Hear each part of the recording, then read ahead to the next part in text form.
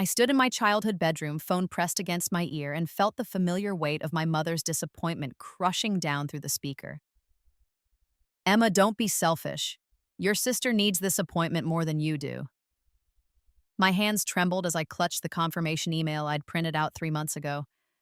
3 months of waiting for Dr. Chen, the only specialist in the country who'd had any success treating coordinate neural degeneration.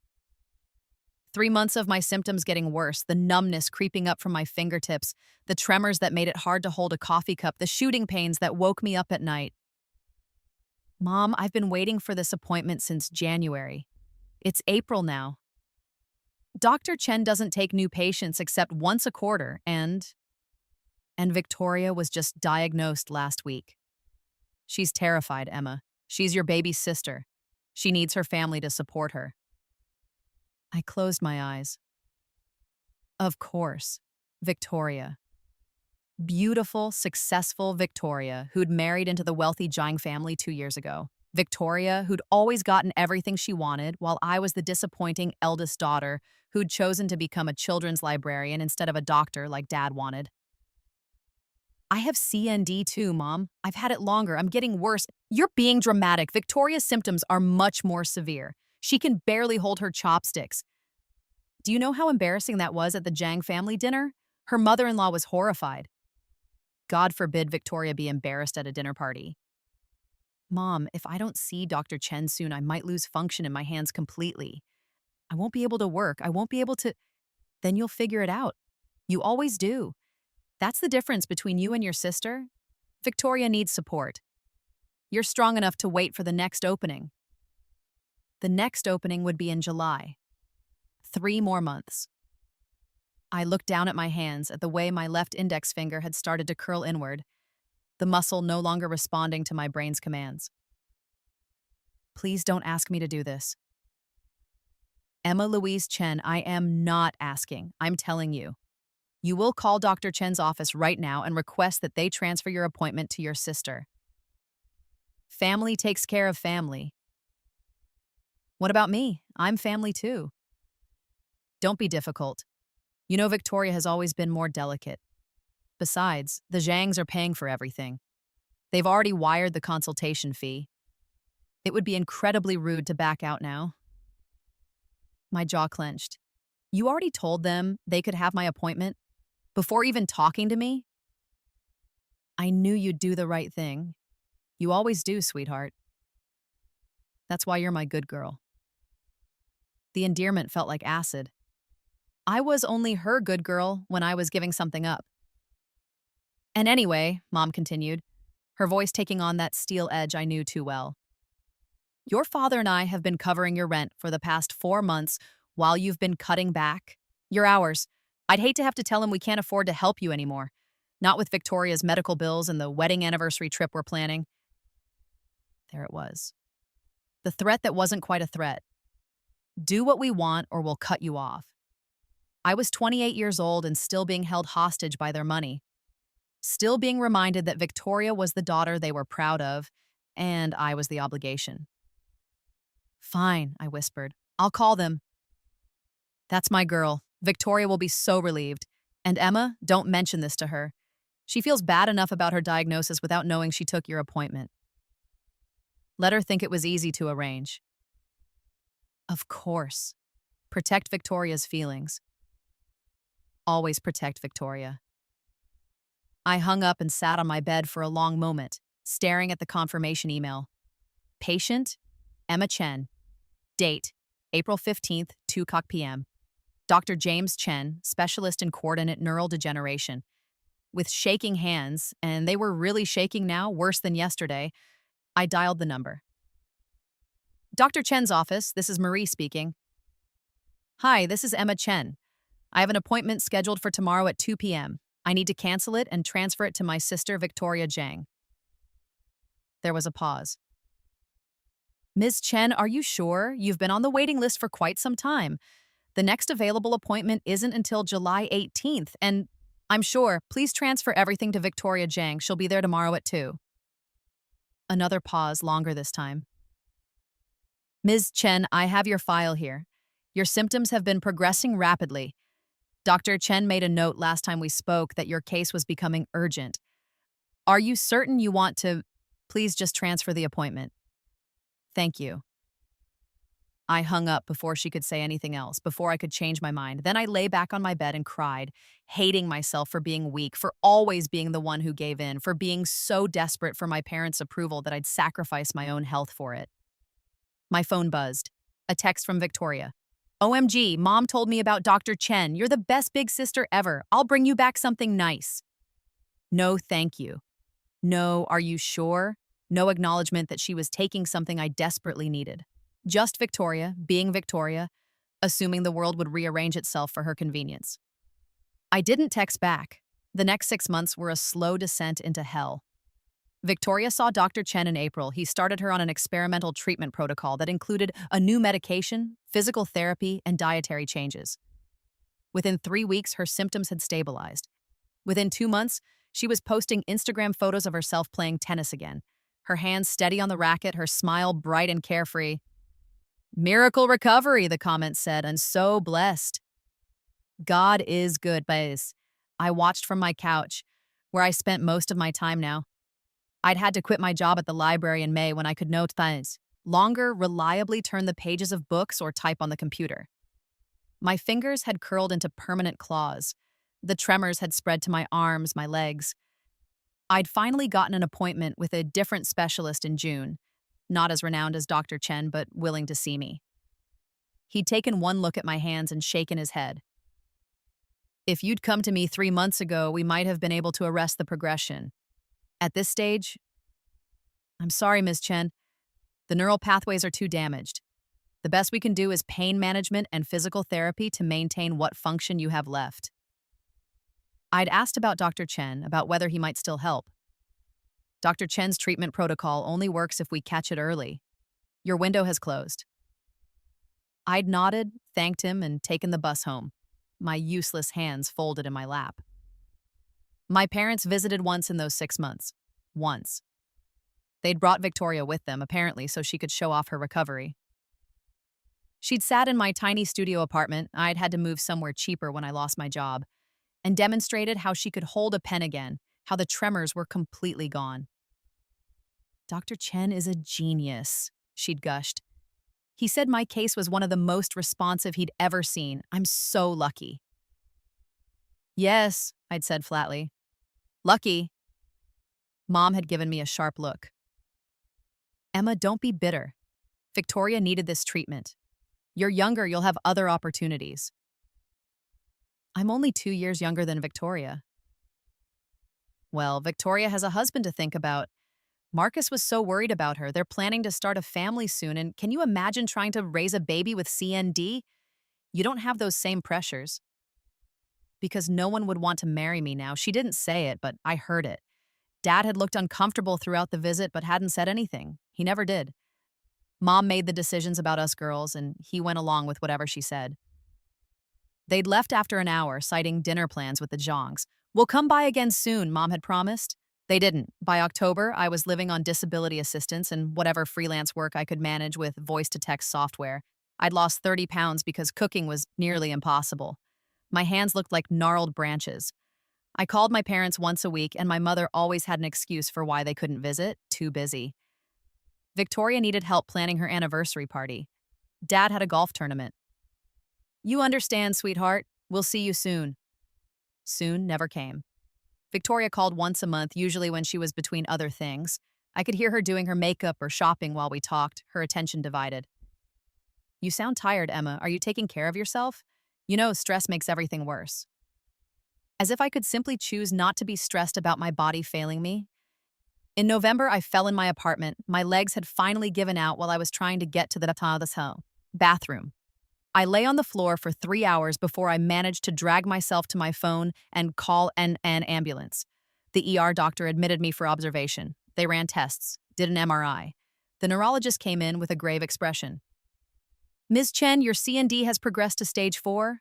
The degeneration has spread to your central nervous system. I'm afraid, at this rate, you have perhaps 6 months.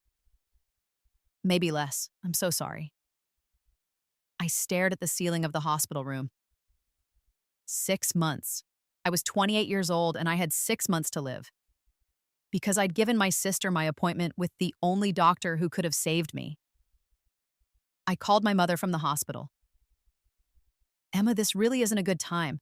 Victoria's baby shower is this weekend and I still have to— Wait, what did you say?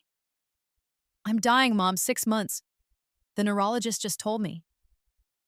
Silence, then, oh, honey, I'm so sorry. That's just— Are they sure? Yes. Well, we'll come visit soon. I promise. But Emma, you have to understand, we can't tell Victoria, not yet. She just found out she's pregnant and stress is terrible for the baby. You know how delicate she is. I laughed. It came out harsh and broken. You want me to keep my death a secret so Victoria doesn't get stressed? Just for a little while. Just until after the baby shower. Then we'll figure everything out. You're strong, Emma. You've always been the strong one. I hung up on her. She didn't call back. I went home from the hospital with a prescription for pain medication and a visiting nurse who came 3 times a week. My apartment felt like a tomb. The visiting nurse, Angela, was kind. She helped me bathe, got me set up with meal delivery, made sure I took my medications. Do you have family? She asked one day in early December as she helped me into a chair by the window. A sister, parents. Do they visit? No. She didn't press, but I saw the pity in her eyes. Victoria had her baby shower. I saw the photos on Instagram, Mom and Dad there beaming, the Jang family in attendance, a gorgeous spread of food and decorations. No one had invited me. Christmas came and went. My parents sent a card with a gift certificate to a restaurant I could no longer get to or eat at with my useless hands. Victoria sent a text. Merry Christmas. Too exhausted to do visits this year. Pregnancy is kicking my butt. Love you. I spent Christmas alone in my apartment eating microwave soup that Angela had left for me, watching the snow fall outside. In January, I caught pneumonia. My weakened body couldn't fight it off. I was back in the hospital, this time in the ICU. The doctor said my lungs were filling with fluid, my kidneys were starting to fail. The C&D had damaged too many systems. We can make you comfortable, they said. I nodded. They called my emergency contact, my mother. She came this time, she and Dad and Victoria, who was 5 months pregnant and glowing, with health. They stood around my hospital bed and I could barely keep my eyes open. Oh, Emma, Mom said, crying, actually crying. Why didn't you tell us it was this bad? I tried to laugh, but it came out as a cough that racked my whole body. I managed to whisper. November. Well, we thought you were exaggerating. You've always been so dramatic about your health. Victoria was crying too, her hands on her pregnant belly. Emma, I'm so sorry. I didn't know. If I'd known giving you my appointment would— Your appointment, I corrected, my voice barely audible. Was mine. What? But I didn't have the strength to explain. Didn't have the strength to rage at them the way I wanted to. Dad stood there silently, tears running down his face, saying nothing, always saying nothing. We'll stay with you, Mom promised. We'll be right here. They stayed for 2 hours. Then Victoria started having false labor pains. Braxton Hicks, the nurse said, nothing serious. And Mom insisted they had to leave. We'll be back tomorrow, Mom promised, kissing my forehead. They didn't come back tomorrow. I died alone on January 14th at 3:47 in the morning. The nurse said it was peaceful. I just remember the anger. The bitter, burning anger that I'd spent my whole life making myself smaller for people who never cared. That I'd died at 28 because I'd been too afraid to say no. That my last thought was wishing I could do it all over again. I opened my eyes to sunlight streaming through my bedroom window, my childhood bedroom. I sat up, gasping, my heart racing. The walls were covered in the floral wallpaper my mother had chosen when I was 16. My bookshelf was full of young adult novels and college textbooks. My desk had my old laptop on it, the one I'd used in grad school. I looked down at my hands. They were smooth, steady, no tremors, no curled fingers. My hands. I grabbed my phone from the nightstand, my old phone, the iPhone 8 I'd had before upgrading, and checked the date. April 14th. The day before my appointment with Dr. Chen, the day my mother had called and demanded I give the appointment to Victoria. I sat there, my heart pounding, my mind racing. This wasn't possible. But my hands, my perfect, healthy hands, said otherwise. I had died in January. I remembered dying. Remembered the hospital room, the ventilator, the slow shutdown of my body. And now I was here. 4 months in the past. A second chance. My phone rang and I stared at the screen. Mom calling. I knew what she was going to say. Knew how this conversation would go. Knew exactly where it led. For a long moment, I stared at the phone. Then I declined the call. My hands were shaking now, but not from C&D. From adrenaline. From rage. From the absolute crystal clarity of what I needed to do. I would not give Victoria my appointment. I would not sacrifice myself for people who had let me die alone. I would save myself. And I would never, ever tell them. The phone rang again. Mom, I declined it again. A text came through. Emma, pick up. Important about Victoria. I turned my phone off, then I got dressed, packed a bag, and walked out of my apartment. I had an appointment with Dr. Chen tomorrow at 2 p.m. and nothing, absolutely nothing, was going to stop me from making it. I checked into a hotel across town using cash I'd withdrawn from my account. I didn't want to risk my parents showing up at my apartment.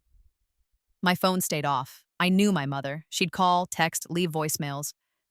When I didn't respond, she'd escalate. She'd send Dad over. She'd guilt-trip me through email. She might even call my work. But I also knew something else. She wouldn't actually come to my apartment. That would require too much effort, and my mother had always preferred the path of least resistance. She'd assume I was being difficult and would come around eventually. By the time she realized I wasn't going to budge, it would be too late. I'd spent the evening in the hotel room, eating room service and staring at my hands, testing them, making fists, wiggling my fingers, picking up small objects. Everything worked perfectly. I was healthy. I had been given the rarest of gifts, a second chance, and I was not going to waste it. The next morning, I woke up early, showered, dressed in my best outfit, and took a cab to Dr. Chen's office. Marie, the receptionist, smiled when she saw me. Ms. Chen, right on time. Dr. Chen is looking forward to meeting you. I smiled back, hoping she didn't notice the way my eyes were burning with tears. Thank you, I said. I've been looking forward to this too. Dr. James Chen was a small man in his 60s, with kind eyes and an air of focused intensity. He spent 2 hours with me that first appointment, examining me, asking questions, running tests. You're stage 1, he said finally, reviewing the results. Early enough that we can not only arrest the progression, but potentially reverse some of the damage that's already occurred. You got here just in time, Ms. Chen. Just in time. If I'd given this appointment to Victoria, I would have died. I'm going to start you on a treatment protocol, Dr. Chen continued. It's experimental but showing remarkable results. Combination of a new medication, targeted physical therapy, and some dietary modifications. I'll want to see you weekly for the first month, then bi-weekly for the next 3 months. Most patients see significant improvement within 6 weeks. I'll do whatever it takes, I said. He smiled. That's what I like to hear. Let's get you feeling better, Ms. Chen. I left his office with a prescription, a physical therapy referral, a specialized diet plan, and something I hadn't felt in months. Hope. I turned my phone back on in the cab ride home. 73 missed calls, 46 text messages, 12 voicemails, all from my mother, my father, and Victoria. I scrolled through the texts, watching the progression from Emma, call me back, to this is incredibly rude, to your sister is in tears, to if you don't respond immediately, there will be consequences. The voicemails were worse. My mother's voice, syrupy sweet at first. Emma, honey, I need to talk to you about Victoria's appointment. Call me back. Then annoyed, Emma Louise, I know you're getting these messages. This is childish. Then angry. You are being selfish and cruel. Your sister needs this appointment. Call me back now. Then manipulative. Your father is very disappointed in you. We raised you better than this. Family helps family. Victoria had left messages too, her voice tearful. Emma, I don't understand why you're not answering. Mom said you were going to let me use your appointment. I'm really scared about my diagnosis. Please call me back. And finally, my mother again, her voice cold. Fine, if this is how you want to be, then we're done helping you. Don't expect us to pay your rent this month. You're on your own. I listened to all of them standing in the lobby of my apartment building. Then I deleted them all. I had paid my rent this month with my own money. Money I'd been carefully saving. I'd been planning to use it to cover my bills when I had to reduce my hours for treatment, but I'd made it work. I didn't need them. I didn't need their money or their approval or their conditional love. I just needed to survive. Victoria called that evening. I didn't answer. She called again the next morning and the morning after that. On the fourth day, I got a text from my father. Emma, please. Your mother is beside herself. Victoria is very upset. Can we please talk about this like adults? I typed out a response. I'm keeping my appointment with Dr. Chen. Victoria can get her own appointment. The response came back immediately. There are no other appointments available for months. You know that. Please, Emma, do this one thing for your sister. No. My phone rang. Dad. Against my better judgment, I answered. Emma, sweetheart, don't call me sweetheart. You want something from me. There was a pause. I'd never spoken to my father like this before. Your mother and I are very disappointed in you. Victoria is your sister. She needs this treatment. So do I. You've always been the strong one. No, Dad. I've always been the convenient one. The one you could ignore because I didn't make a fuss. The one you could take from because I always gave in. Not anymore. Emma, I have CND. I need this treatment. I'm not giving Victoria my appointment. You're being selfish. The word hit me like a slap, but I was ready for it this time. Good, I said. I'm going to be selfish now. I'm going to save my own life instead of destroying it to make you happy, and you're going to have to live with that. I hung up. He didn't call back. The treatment worked exactly like Dr. Chen had promised. Within 2 weeks, the numbness in my fingertips had started to recede. Within 4 weeks, the tremors had reduced by 70%. By the 6-week mark, I could write again, type again, hold a coffee cup without shaking. I was getting better. I documented everything carefully. Took photos of my hands every day, kept a detailed journal of my symptoms, saved every piece of paperwork from Dr. Chen's office. I didn't know what I'd need this for yet, but I had learned in my first life that evidence mattered. During those 6 weeks, my family tried everything. My mother showed up at my apartment once. I watched through the peephole as she knocked, called my name, and finally left a note under my door. Emma, I'm your mother. You can't ignore me forever. We need to talk about your selfish behavior and how you're tearing this family apart. I threw the note away. Victoria tried a different approach. She started posting on social media about her diagnosis, about how scared she was, about how she wished her family was more supportive. Some people only think about themselves, one post read with a sad selfie. Even when you're literally battling a deadly disease. Her friends in the Jangs flooded the comments with support. Who would be so cruel? Family is supposed to help each other. I can't believe someone would be so selfish. I didn't comment. Didn't engage. Just kept going to my appointments, following my treatment plan, and watching my body heal. At my 8-week checkup, Dr. Chen was thrilled with my progress. Ms. Chen, you're responding even better than I'd hoped. At this rate, I'd say you're looking at a complete recovery. This is exactly what we like to see. Complete recovery? Your neural pathways are regenerating. The medication is working beautifully. As long as you maintain the treatment protocol, I see no reason why you won't make a full recovery. I sat in his office and cried. He handed me tissues, looking concerned. Ms. Chen, is everything all right? I'm sorry, I said, wiping my eyes. It's just... I'm going to be okay. Yes, he said gently. You're going to be okay. In my first life, I died because I'd given this away. Now I was going to live. 3 months into my treatment, Victoria called me from an unknown number. I'd blocked my family's numbers by that point, tired of the constant texts and calls, but this one got through. Emma, finally, I've been trying to reach you for months. I almost hung up, but something's curiosity maybe, or the desire to know how far she'd go made me stay on the line. What do you want, Victoria? What do I... Emma, are you serious right now? I'm your sister. I've been worried sick about you. We all have.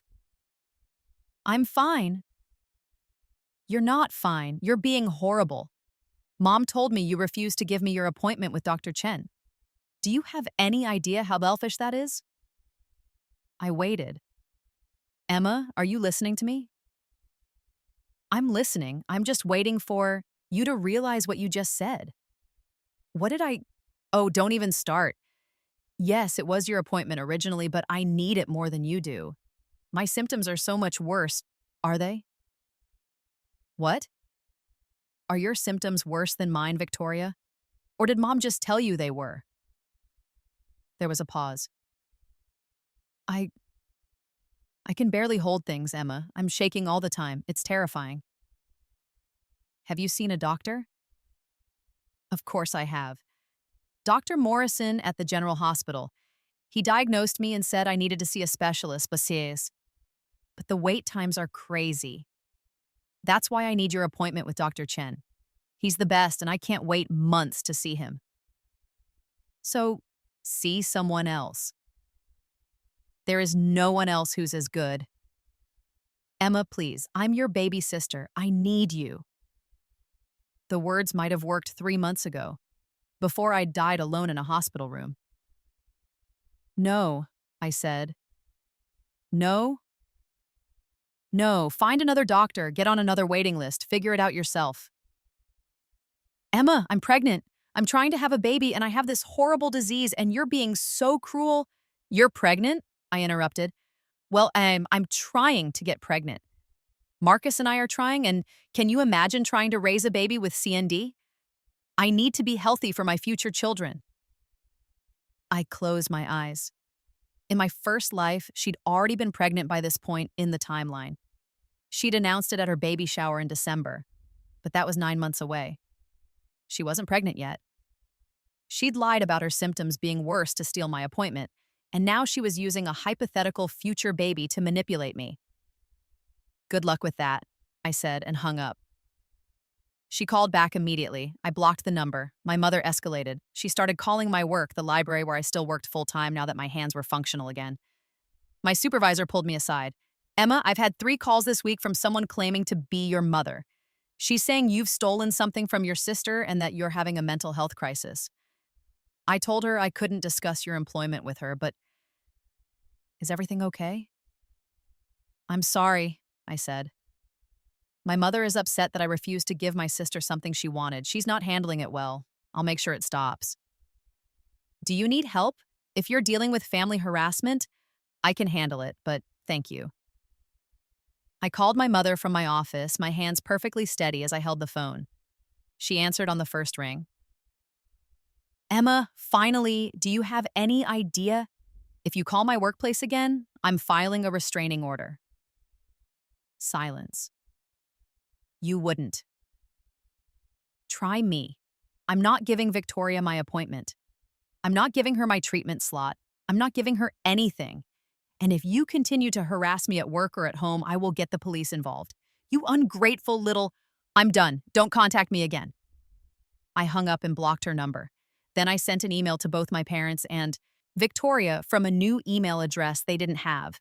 This is my only communication with you. Do not contact me at work. Do not come to my apartment. Do not try to reach me through friends. I'm an adult and I am making my own medical decisions. If you continue to harass me, I will pursue legal action. This is not a negotiation. I didn't sign it with love. I didn't sign it at all. 4 months into treatment, Dr. Chen declared me in remission. Your neural pathways have regenerated beyond what I'd normally expect, he said, showing me the scans. You're one of my success stories, Ms. Chen.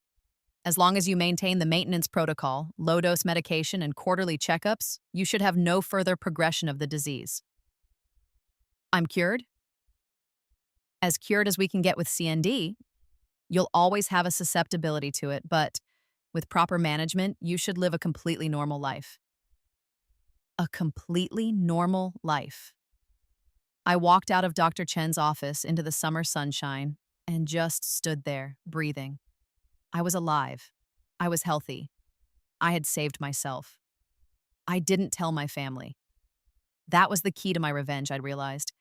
They were expecting me to fail, expecting me to come crawling back, to give in, to sacrifice myself the way I always had. Instead, I would thrive, and they would never know. Victoria continued to post about her CND journey on social media. She'd eventually gotten an appointment with a different specialist. Dr. Morrison had referred her to someone in Seattle. But from her posts, the treatment wasn't going as well. Still struggling with tremors, she posted in June. This medication has so many side effects, feeling discouraged. The comments were full of support, but I noticed the Zhangs weren't commenting anymore. Interesting. In July, she posted a photo of herself looking tired and drawn. Had to cancel our anniversary trip. Too sick to travel. Marcus is being so understanding, but I feel terrible. I kept scrolling. My mother had apparently started a blog called Supporting Your Chronically Ill Child. I found it through Victoria's Facebook share. The first post was titled, When Your Daughter Chooses Herself Over Family. I read it with a detached fascination. My eldest daughter, Emma, was diagnosed with coordinate neural degeneration at the same time as my youngest, Victoria. But while Victoria has faced her diagnosis with grace and courage, Emma has become bitter and selfish. She refuses to help her sister, even though Victoria's symptoms are so much worse. She's cut off her entire family, all because we asked her to make one small sacrifice. It breaks my heart to see what she's become. The comments were predictably sympathetic. I'm so sorry you're dealing with this. Some people are just selfish. Your younger daughter is lucky to have you. I bookmarked the blog. I had a feeling I'd need it later. August came, and with it my 5-month checkup with Dr. Chen. Still in remission, he confirmed. You're doing beautifully, Ms. Chen. How are you feeling? Strong, I said. Really strong. Good. Keep up the maintenance protocol and I'll see you in 3 months. I walked out of his office and made a decision. It was time to reconnect with the world I'd been avoiding. I'd spent 5 months in isolation, focusing on my health and my recovery. I'd missed birthdays and holidays and family events. I'd become a ghost. But I was better now, stronger. And I wanted to start living again. I started small, reached out to friends I'd lost touch with, started going to yoga classes and book clubs, began dating again, something I'd avoided in my first life because I'd felt too sick, too damaged. I was 28 years old, healthy and alive, and I was going to enjoy it. September brought Victoria's baby shower. I knew about it because my mother had sent me an invitation to my work address. Please come, she'd written in the card. I know we've had our differences, but this is about Victoria and her baby. Family should be together for important moments. I looked at the invitation for a long time. Victoria was pregnant now. She'd announced it in August with a glowing photo of herself and Marcus holding a sonogram. The comments had been full of congratulations and concern. Is it safe with your CND? Have you talked to your doctor? Praying for a healthy pregnancy. Victoria had responded to each one. My doctors say everything should be fine as long as I'm careful. I'm so blessed. I could have gone to the baby shower. Could have made an appearance, played nice, pretended everything was fine. Instead, I donated the same amount that a gift would have cost to a CND research foundation and threw the invitation away. I wasn't going to pretend anymore. October, and I got a call from an unknown number. I'd stopped blocking all unknown numbers because it was affecting my work, but I was more cautious now. Hello? Emma, it's Marcus. Victoria's husband. I'd met him a handful of times. He'd always seemed nice enough, if completely dominated by Victoria and her family. Marcus, what can I do for you? I need to talk to you about Victoria. I'm not giving her anything, if that's what this is about. What? No, Can we meet?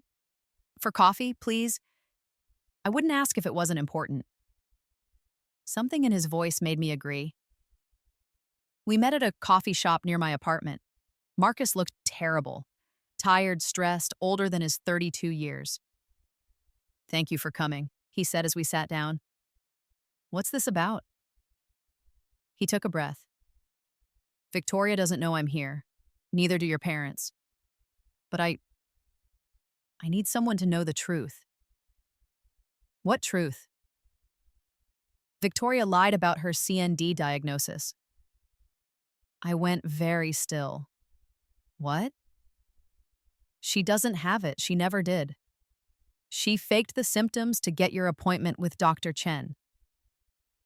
The coffee shop seemed to fade away. All I could hear was the pounding of my heart. "Explain." Marcus looked miserable. "After the wedding, your mother started talking about how you'd been diagnosed with CND. Victoria got obsessed with it. She started researching the symptoms and she started pretending she had them too." "Why?" "Because your mother paid more attention to you for the first time ever. Because everyone was concerned and caring. Because Victoria, she doesn't like it when attention isn't on her." He ran his hand through his hair. "At first, I thought she was just being hypochondriac. But then she convinced Dr. Morrison she had it. I don't know how, maybe she really did shake during the exam. And he diagnosed her. And then your mother called and said she'd gotten Victoria your appointment with Dr. Chen. And you said nothing." "I didn't know, not then. I thought she was really sick. It wasn't until after she saw Dr. Chen that I realized something was wrong." "What happened?" "Dr. Chen examined her and said her symptoms didn't match CND. He said she had essential tremor, something way less serious. Manageable with basic medication and stress reduction. He said whoever diagnosed her with CND had made a mistake." I gripped my coffee cup. Victoria panicked. She begged Dr. Chen not to put that in his report, said she'd already told everyone she had CND and it would be embarrassing to be wrong. He told her he had to document his actual findings, but that he'd refer her to a neurologist who specialized in essential tremor. But she never went. "No, she came home and told your parents that Dr. Chen had confirmed her CND diagnosis and started her on treatment. She threw away the real report and never followed up with the other neurologist. And you let her." Marcus looked at me, and there was genuine pain in his eyes. "I confronted her. We had a huge fight. She cried and said she'd just been so scared, that she'd convinced herself she really did have CND, that she couldn't admit the truth now. She promised she'd come clean eventually. I believed her." "But she didn't." "No, instead she committed. She kept pretending to have symptoms. Kept posting about her journey on social media. When she got pregnant, she used it as an excuse for why her treatment wasn't working as well. Said the pregnancy was complicating things. So everything was a lie." Yes. I sat back in my chair, my mind racing. Victoria had stolen my appointment with Dr. Chen by faking a disease. She'd lied to our parents, to her doctors, to everyone. And I had almost died because of it. "Why are you telling me this now?" I asked. Marcus looked down at his coffee cup. "Because I can't do this anymore. I can't watch her lie every day. I can't listen to your parents talk about how brave she is and how selfish you are. I can't be married to someone who would do this." "Are you leaving her?" "I'm thinking about it. But first, I needed someone to know the truth. I needed to tell you that you were right to keep your appointment, that you didn't do anything wrong." I felt something crack open in my chest. "Thank you," I said quietly. We sat in silence for a moment. "How are you?" Marcus asked finally. "Your CND, are you okay?" I could have lied. Could have kept my recovery secret the way I'd planned, but Marcus had just given me something precious. The truth. So I gave him truth in return. "I'm in remission. Dr. Chen's treatment worked. I'm completely healthy now." His eyes widened. "Emma, that's wonderful." "Yes, it is." "Does your family know?" "No, and I'm not going to tell them." He studied me for a long moment. "Because they don't deserve to know." Exactly. I didn't hear from Marcus again after that, but I watched Victoria's social media carefully. In November, she posted that she and Marcus were taking some time apart to focus on ourselves before the baby comes. The comments were full of concern and support, but I noticed the Zhangs weren't commenting at all anymore. In December, Victoria posted a tearful video. "I have something to confess," she said, her eyes red. "I've been struggling with honesty about my health journey. The truth is, I don't have CND. I was misdiagnosed, and instead of correcting it, I let the lie continue because I was embarrassed. I'm so sorry to everyone I misled." The comments exploded. Some people were supportive. "It's okay, misdiagnoses happen." But most were angry. "You took resources from people who really needed them. You lied about a serious disease for attention? What about all the money people donated for your treatment?" My mother posted a long comment defending Victoria. "My daughter was told by a doctor she had CND. She didn't lie. She was confused and scared. Everyone makes mistakes. True family supports each other through hard times." I noticed she didn't mention me at all. The blog post about me, the one calling me selfish, was quietly deleted. Victoria had the baby in January, a healthy girl she named Lily. I saw the announcement on social media, saw my parents in the hospital room beaming at their first grandchild. No one contacted me. I sent a gift card to a children's store to Victoria's address. Nothing personal, just a basic congratulations. She sent me a text. "Thank you for the gift card. I'm sorry for everything that happened. I hope we can talk someday." I didn't respond. In February, I got a notification that Victoria had posted something new. It was a long Instagram post with a photo of her looking tired but happy, holding baby Lily. A year ago, I made terrible choices that hurt someone I love. I lied about having CND to get attention and resources I didn't need. In doing so, I took an appointment from my sister Emma that she desperately needed.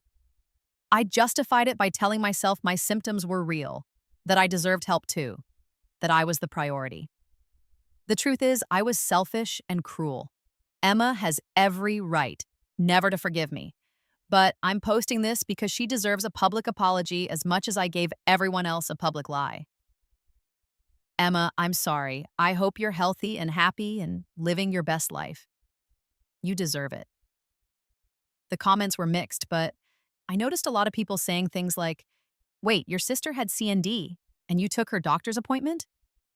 That's actually really messed up. I hope your sister's okay." My mother commented, "Victoria, you don't need to apologize. What's done is done. Emma made her own choices." Victoria replied, "No, Mom, Emma made the right choice. I made the wrong one."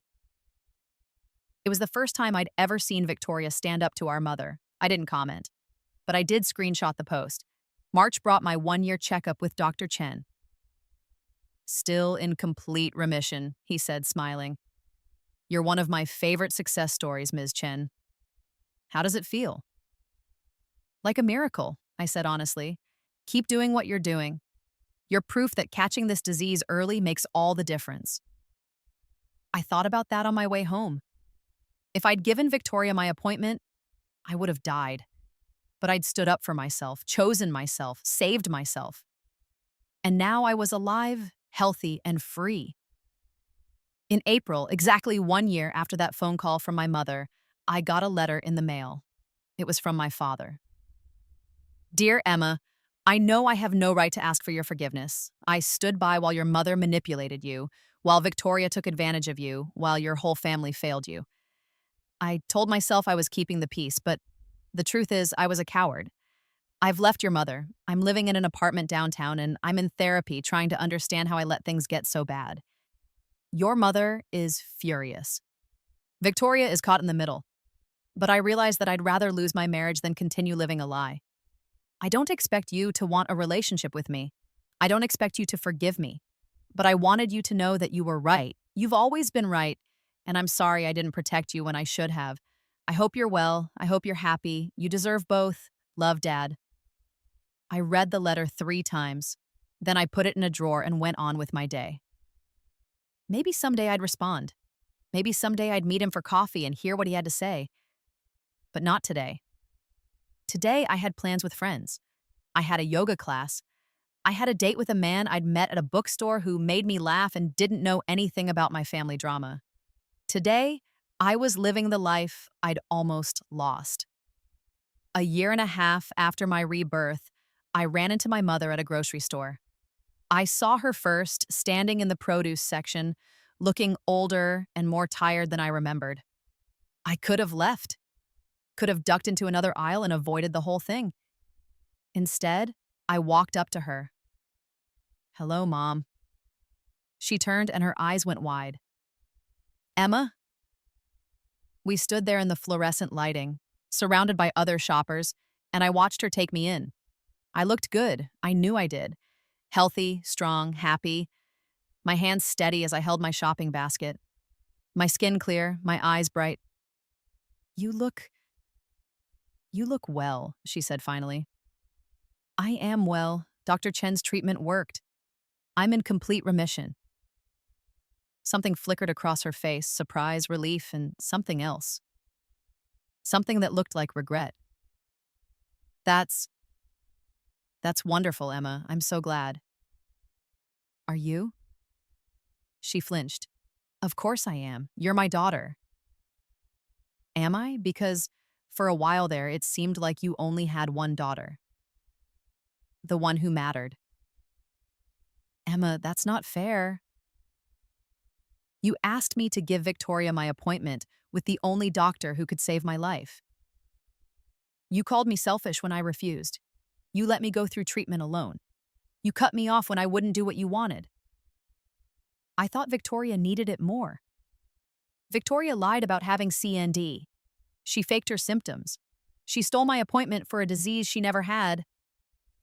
My mother's face went white. She made a mistake. She was confused. She was manipulative, and you enabled her. You always have. I tried to be fair to both of you. No, you didn't. You had a favorite, and it was never me. I was just the reliable one. The one who wouldn't complain. The one you could take from because I'd always give in. Tears were running down my mother's face now. "Emma, please. I almost died because of you. Did you know that in another life?" I stopped myself. "If I hadn't kept that appointment, I would have died. Stage 4, CND, 6 months, dead at 28. But you didn't, because I chose myself over you. Because for the first time in my life, I said no, and you punished me for it." She was sobbing now, her shoulders shaking. Other shoppers were starting to stare. I should have felt satisfaction, triumph, victory. Instead, I just felt tired. "I'm alive, Mom. I'm healthy and happy and living a good life. But I'm living it without you, without Victoria, without the family that treated me like I didn't matter. Emma, please, can we talk? Can we fix this?" I looked at her, really looked at her, and saw a woman who'd built her whole identity around one daughter and lost the other in the process. "Maybe someday," I said, "but not today. I'm not ready yet." "When?" "I don't know. Maybe never. Maybe that's what happens when you choose wrong too many times." I walked away from her then, my hands steady on my shopping basket, my heart aching, but whole. Behind me, I heard her crying. I didn't look back. 2 years after my rebirth, I got a message from Victoria. "Emma, I know I don't deserve your time or attention, but Marcus and I are renewing our vows. We worked through everything, and we're in a better place now. I'm not asking you to come. I know I destroyed our relationship, but I wanted you to know that I think about what I did every day. I think about how I almost killed you for attention. I think about how I lied and manipulated and hurt you. And I'm sorry. I'll always be sorry." I read the message and felt nothing. Not anger, not sadness, not even satisfaction. Just nothing. I'd spent so long being angry at Victoria, at my parents, at the universe for making me the disposable daughter. But anger was exhausting, and I was tired of being tired. I typed back, "I hope you and Marcus are happy. I hope you're a good mother to Lily. I hope you've learned to value honesty, but I don't forgive you, and I don't want a relationship with you. I'm building a life that doesn't include the people who hurt me. I wish you well, but from a distance." She responded immediately, "I understand. Thank you for responding. I really do hope you're happy, Emma. You deserved so much better than what I gave you." I blocked her number after that, not out of anger, but because I was done. 3 years after my rebirth, I married that man I'd met in the bookstore. His name was David, and he was kind and funny and had no idea who I'd been before. He knew I had CND and remission. He knew my family and I were estranged, but he didn't know about the rebirth, about the death, about the betrayal. He just knew me as Emma, the librarian who loved mystery novels and terrible puns, the woman who was strong and independent and knew her own worth. We got married in a small ceremony with close friends, no family, just the people who'd supported me through everything. On my wedding day, I got a card in the mail. It was from my father. "Congratulations on your marriage. I hope he makes you happy. I hope you're living the life you deserve. I'm proud of you, Emma. I know I have no right to say that, but I am. You saved yourself when no one else would. That takes courage. Love, Dad." I showed it to David. "Do you want to invite him?" he asked. I thought about it, really thought about it. "No," I said finally. "Maybe someday we'll rebuild something, but today is about us, about the family we're choosing." "I love you," David said. I love you too." 5 years after my rebirth, I got a call from a number I didn't recognize. I almost didn't answer, but something made me pick up. "Hello? Emma, this is Dr. Chen." My heart skipped. "Dr. Chen, is everything okay?" "Everything's fine. I'm actually calling with good news. You know that experimental treatment protocol you were on?" "Yes." "We've just gotten FDA approval for it as a standard treatment for early-stage CND. Your case was one of the studies that helped push it through. We're going to be able to help so many more people now." I sat down, my legs suddenly weak. That's amazing." "It is. And I wanted to thank you for trusting the process, for being such a model patient, for showing us what's possible when we catch this disease early." After we hung up, I sat in my home office, mine and David's home, the one we'd bought together, and cried. Not sad tears, happy ones. In my first life, I died at 28, alone and forgotten. In this life, I'd helped save countless others, all because I'd said no, all because I'd chosen myself. 10 years after my rebirth, I was at a coffee shop working on a grant proposal for the library when a woman approached my table. "Excuse me, are you Emma Chen?" I looked up. She was young, maybe 25, with nervous hands and hopeful eyes. "Yes?" "I'm sorry to bother you. I'm Sarah Martinez. I was diagnosed with CND last year, and my doctor started me on the Chen protocol, the treatment that was approved based on your case.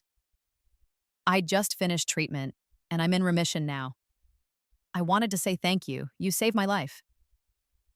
I stared at her, my throat tight. I, I'm so glad you're okay." "I almost gave up my spot in the trial," Sarah said. "My mom wanted me to give it to my sister, who was also diagnosed. But my doctor told me about you, about how you kept your appointment even when your family pressured you to give it up, how you saved yourself. That gave me the courage to do the same." She smiled, tears in her eyes. "We both got treatment. We're both in remission now because you showed me it's okay to choose yourself." After she left, I sat at that coffee shop table and thought about the two lives I'd lived. In the first, I'd been the good daughter, the self-sacrificing sister, the one who'd given everything and received nothing, and I died for it. In this life, I'd been selfish. I'd chosen myself. I'd said no. And I'd lived. More than that, I'd thrived. I thought about Victoria, probably posting Instagram photos of her 10-year-old daughter, about my mother, probably writing blog posts about family and forgiveness, about my father, trying to make amends from the outside. I thought about all the ways they'd expected me to fail, expected me to come crawling back, expected me to need them. I'd never told them I was cured. I'd never given them the satisfaction of knowing they'd lost their power over me. That was my revenge. Not anger, not confrontation, not even cut contact. Just silence. Just living well. Just being happy without them. I pulled out my phone and looked at my background photo. It was from my honeymoon with David, both of us laughing on a beach, my hands steady and strong, wrapped around a coconut. My hands. The hands that had once been twisted and useless. The hands that had written children's stories and held coffee cups and held David's hands. The hands that had saved my own life. I finished my grant proposal, packed up my laptop, and headed home. I had a good life now, a life I'd built myself, without their money or their approval or their love. And I'd never have to give it up. Not for anyone. Never again. 15 years after my rebirth, I got an email from an address I didn't recognize. The subject line read, "From Victoria." I hovered over the delete button. Then, curious, I opened it. Emma, I'm not going to ask you to respond to this. I'm not going to ask for forgiveness. I just need to tell you something. Mom died last week. Heart attack, quick and unexpected. Dad called to let me know. He said he'd been trying to reach you but didn't have your current number. I told him I'd pass along the message. There's a funeral on Saturday. You're not obligated to come. You don't owe her anything. You don't owe any of us anything. But I wanted you to know. I also wanted you to know that in her last few years, Mom talked about you a lot. About how she'd failed you. About how you were the one who got away. About how she wished she'd valued you the way you deserved. It doesn't change what she did. It doesn't fix anything. But I thought you should know that she knew. She understood at the end what she'd lost. I hope you're well, Emma. I hope you're happy. I hope you've built a beautiful life without us. You deserved so much better than what we gave you. Victoria. I read the email 3 times. Then I closed my laptop and went to find David. My mother died, I said. He pulled me into his arms. I'm sorry. How do you feel? I thought about it. Really thought about it. Sad, I said finally. Not for her, but for the relationship we could have had if she'd been different, if she'd chosen differently. Do you want to go to the funeral? I shook my head. No, I said goodbye to her a long time ago. I don't need to do it again. Okay, David said, kissing my forehead. Whatever you need. That night, I wrote a letter I never sent. Dear Mom, I'm sorry you're gone. I'm sorry we never fixed things. I'm sorry you died knowing you'd lost me. But I'm not sorry I saved myself. I hope you understood that at the end. That I had to choose me. That I couldn't keep being the daughter who gave everything and got nothing back. I'm alive because I said no to you. I'm happy because I walked away. I hope you found peace. I have. Goodbye, Emma. I burned the letter in our fireplace and watched the ashes float up into the night. 20 years after my rebirth, I stood in front of a conference room full of doctors and researchers. I was 48 years old, still healthy, still in remission, still thriving. They'd invited me to speak at a CND research conference about my experience as one of the first patients to undergo the Chen protocol. My name is Emma Chen, I began. 20 years ago, I was diagnosed with coordinate neural degeneration. I was told I needed to see a specialist immediately, that early treatment was crucial. I paused, looking out at the faces staring back at me. My family asked me to give up my appointment with that specialist. They told me my sister needed it more. They told me I was being selfish. They told me family takes care of family. I took a breath. I said no. I chose myself. I kept my appointment, and Dr. Chen's treatment saved my life. I showed them the scan, before and then after, the twisted neural pathways that had regenerated, the evidence of a complete remission. If I'd given up that appointment, I would have died. The disease would have progressed too far. There would have been no second chance. I looked at the young doctors in the front row. Your patients will face pressure to put others first, family members who need the treatment more, children who deserve the chance, parents who can't wait. I leaned forward. Tell them it's okay to choose themselves. Tell them that saving their own life isn't selfish. Tell them that they matter just as much as anyone else. The room was silent. Because here's what I learned. You can't help anyone if you're dead. You can't be there for your family if you sacrifice yourself for them. The most radical thing you can do is save yourself first. After my speech, a young woman approached me. She looked familiar, dark hair, nervous smile. Dr. Chen, I'm Lily Jiang, Victoria's daughter. I went very still. Lily, I know you probably don't want to talk to me. I know my mom did terrible things to you, but I wanted to tell you, you're the reason I'm going into medicine. I want to help people like you. People who are told to wait, to give up their spot, to sacrifice themselves. She smiled, shy but determined. My mom tells me all the time about what she did to you. Not as an excuse, she's not proud of it, but as a warning. About what happens when you prioritize the wrong things. When you value appearances over people. How is she? I asked, surprising myself. She's okay, divorced from Marcus. That didn't last. Works as a guidance counselor at a high school. She's trying to be better. She talks about you sometimes. About how you were the strong one. How you survived when you shouldn't have had to. I studied this young woman, my niece technically, though we'd never had a relationship. She had Victoria's eyes, but something else too. Something harder. More determined. Why did you come here today? I asked. Because I wanted to meet the woman who chose herself. The woman my mom destroyed but couldn't break. The woman who lived. She held out her hand. Besides, I'm not asking you to forgive my mom. I'm not asking you to be family. I just wanted to say thank you for showing me that it's okay to save yourself first. I shook her hand. You're going to be a good doctor, Lily. I'm going to try. 25 years after my rebirth, I sat in my garden with David watching the sunset. We were both 53 now, still healthy, still happy, still building our life together. My phone rang. My father. We'd reconciled slowly over the years. Coffee dates that turned into lunches that turned into occasional dinners, a careful rebuilding of something that had been broken. He'd never moved back in with my mother. Had built his own life, his own peace. Hey, Dad? Emma, I wanted to let you know, Victoria's getting remarried to a woman named Sarah. They're very happy. That's good. She asked me to ask if you might want to come to the wedding. She'd understand if you said no, but I'll think about it. Silence. Really?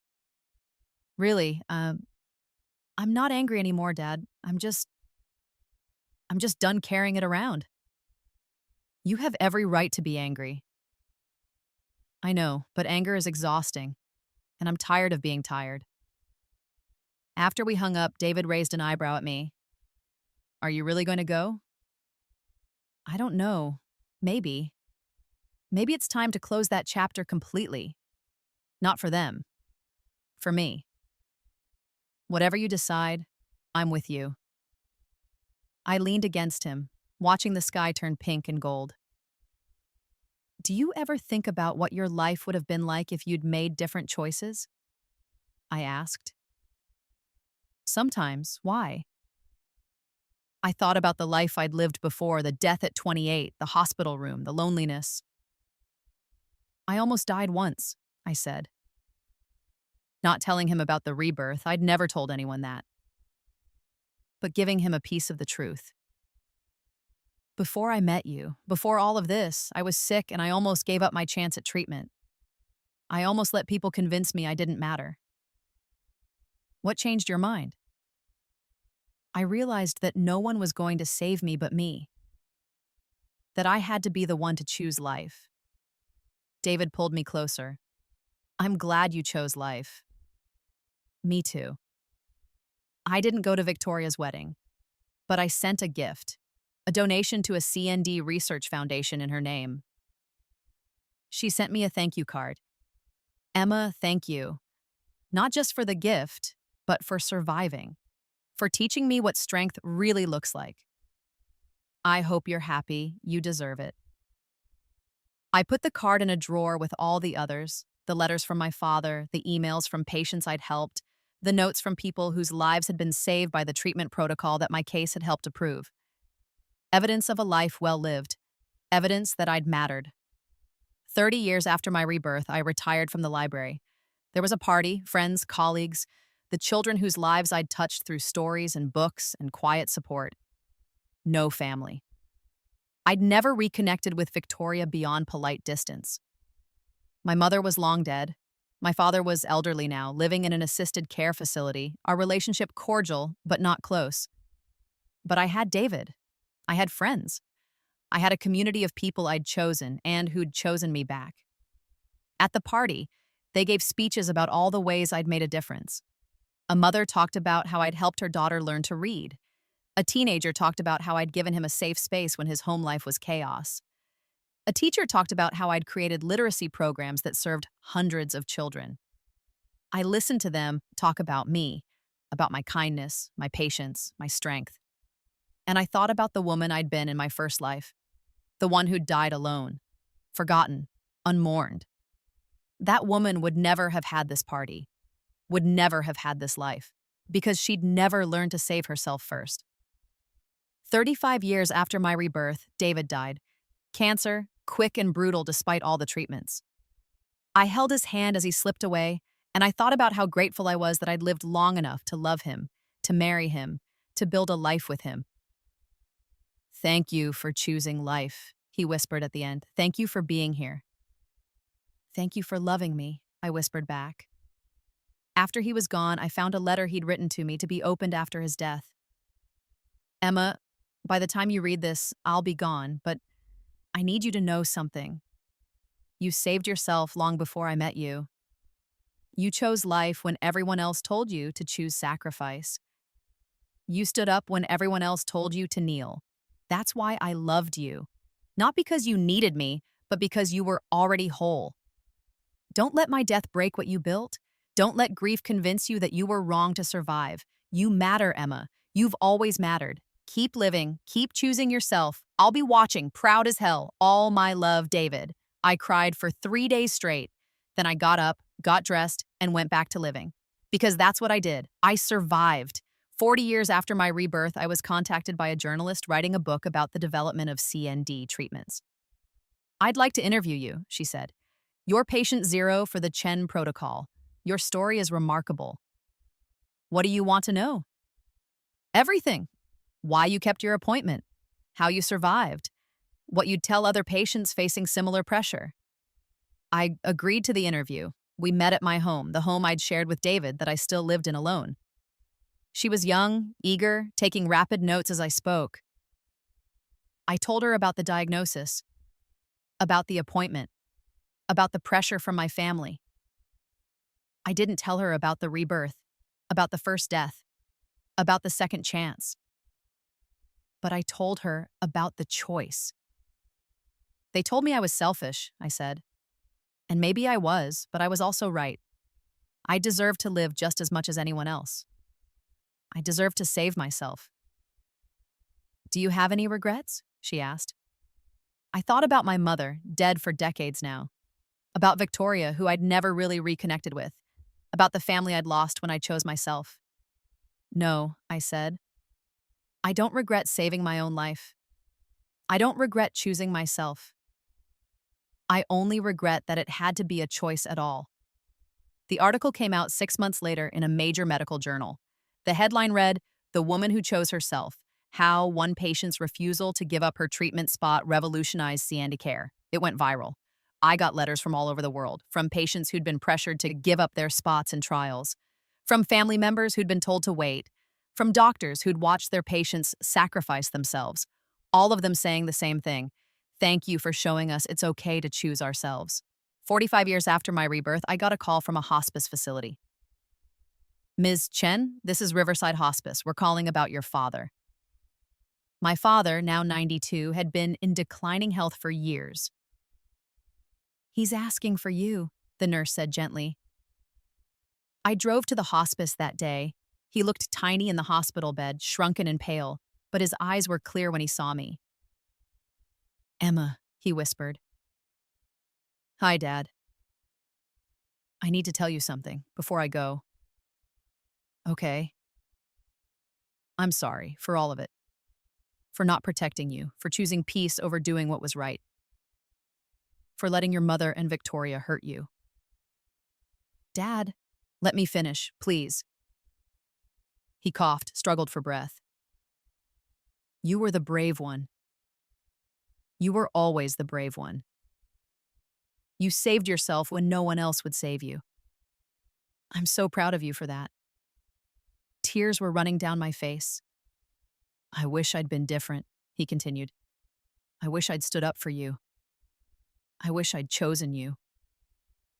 I know, I said softly. Can you forgive me? I thought about it, really thought about it. Yes, I said finally. I forgive you, Dad. He smiled, relieved. Thank you. He died 3 days later, peacefully, in his sleep. At the funeral, Victoria was there, older now, gray-haired, walking with a cane from arthritis. She approached me cautiously. Emma. Victoria. Thank you for coming. He was my father, too. We stood in awkward silence. I'm sorry, she said finally. I know I've said it before, but I need to say it again. I'm sorry for what I did. I'm sorry for who I was. I'm sorry I almost killed you. I looked at her, really looked at her, and saw an old woman carrying 45 years of guilt. I forgive you, I said. She started crying. You do? I do. Not because you deserve it, but because I'm tired of carrying anger around. I'm tired of letting what you did define my life. I don't deserve your forgiveness. Probably not. But I'm giving it to you anyway. For me, not for you. 50 years after my rebirth, I celebrated my 78th birthday. I was still in remission, still healthy, despite the arthritis and the gray hair and the general aches of aging. Still alive. I threw a party at my home. Friends, neighbors, Lily, now Dr. Lily Jiang, a renowned CND specialist, her children. Victoria came too in a wheelchair now, her health failing from a lifetime of stress and poor choices. We'd never become close. We'd never rebuilt what had been broken. But we'd found peace. Happy birthday, Emma, she said, handing me a card. Inside was a photo, the two of us as children, before everything went wrong.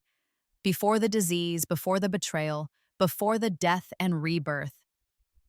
I found this going through Mom's old things, Victoria said. I thought you might want it. I looked at those two little girls smiling at the camera, not knowing what was coming. Thank you, I said. That night, after everyone had left, I sat in my garden and thought about the life I'd lived. I'd been given a second chance and I hadn't wasted it. I'd chosen myself. I'd saved myself. I'd built a life worth living, and I'd never told them I was cured. That was the secret I'd carried for 50 years.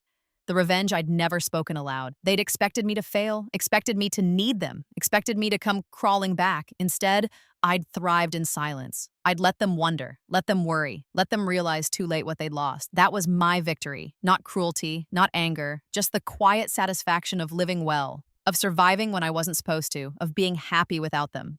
I died at 83, peacefully, in my sleep. In my will, I left everything to charity, CND research foundations, literacy programs, organizations that helped people escape abusive families. To Victoria, I left one thing, a letter. Victoria, by the time you read this, I'll be gone. I wanted you to know something I never told you. Dr. Chen's treatment worked. It worked 50 years ago. I was in complete remission within months of starting treatment. But I never told you. I never told Mom or Dad. I let you all think I was still sick, still struggling, still needing help. Why? Because I wanted you to understand what it felt like to not know, to wonder, to worry. I wanted you to feel a fraction of what I felt when you took my appointment. But here's the thing I learned. Holding on to anger is exhausting. Revenge is hollow. The real victory wasn't in hurting you, it was in saving myself. I lived a good life, Victoria, a long, happy, meaningful life. I loved and was loved. I made a difference. I mattered. Not because of you or Mom or Dad, but despite you.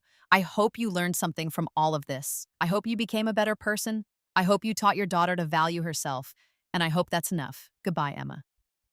Victoria read the letter at my funeral. She cried through the whole thing. Afterward, she approached Lily, who was there representing the CND research community. She was in remission, Victoria said. The whole time. 50 years, and she never told us. I know, Lily said quietly. She told me. Years ago. She wanted someone to know the truth. Why didn't she tell me? Tell anyone. Lily looked at her mother, at this old woman who'd destroyed her sister's life and spent decades trying to make amends. Because, Lily said softly, she wanted you to understand what it felt like to be left in the dark. To not know if someone you loved was okay. To wonder if you'd ever get the chance to make things right. Victoria nodded, tears streaming down her face. I deserved that. Yes, Lily said. You did. They scattered my ashes in a garden at the CND Research Center that bore my name, the Emma Chen Memorial Garden, a place where patients could sit and think and find peace. On the plaque, they'd engraved a quote from my speech at the conference 40 years earlier. Most radical thing you can do is save yourself first. Below it, in smaller letters, Emma Chen, 1997 to 2080, patient zero, survivor, hero. I'd lived to 83, 55 years longer than my first life. 55 years of love and joy and purpose and meaning. All because I'd said no, all because I'd chosen myself, all because I'd lived and never told them I was cured. That was my revenge. And it was sweet.